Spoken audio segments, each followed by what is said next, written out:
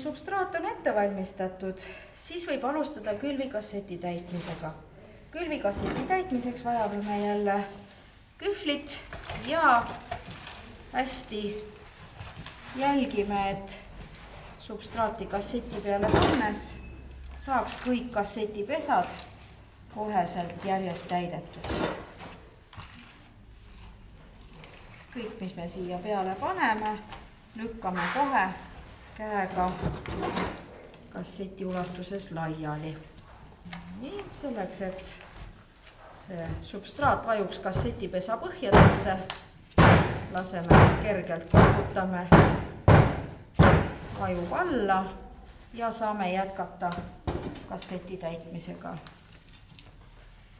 Nüüd läheb juba tugevamalt peopesaga suunaga tsentrist väljapoole, sest servad ja nurgad kipuvad täitmisel tühjemaks jääma. Tsentrist väljapoole vajadusel lisame siis substraati juurde ja jätkame süsteemselt, et kõik sektorid saaksid substraadiga täidetud.